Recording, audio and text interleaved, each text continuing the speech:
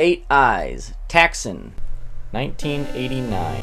First thing I noticed about this game on the title screen is the music. I think that's pretty cool music. I like it. It's kind of got like a Castlevania feel to it, so that's pretty cool.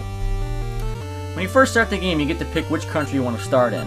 Now, I always thought this game had like a Mega Man aspect to it. Like you're supposed to pick one country to start with, and then from there, it helps you on the next country. And from there, it helps you with the next country, and so on and so forth. But I could never figure it out. I was never really good at this game. So we'll just start here. You notice immediately this looks like a Castlevania clone. The music, the style of the game, the way the character walks, it just looks and feels like a Castlevania game. And once you get inside and you see the enemies, it just looks all too familiar. The thing that kind of blows my mind though is this game was released 3 years after the first Castlevania, 2 years after the second Castlevania, and the exact same year as the third Castlevania. So it looks like they were trying to be successful by emulating the game style of Castlevania, which looks like it would have worked out really well. This game looks alright, it feels okay, but the main downfall of this game is the weapon is too short. You push B and you attack, but it's this little tiny stick. What is that thing? I don't even know what it is. Is that supposed to be a sword? Is that a staff? I'm not even sure what that is.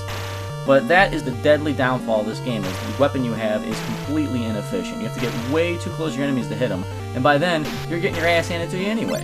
One aspect of this game that I really thought was awesome was you have this bird or hawk or pigeon, I don't know what it is, but you got this thing called Cutris or Sutris, or I don't know how you pronounce that, but you have him on your shoulder the whole time. If you push up and B, he kind of flies off your shoulder and does his own thing, which I thought was a pretty neat element of gameplay.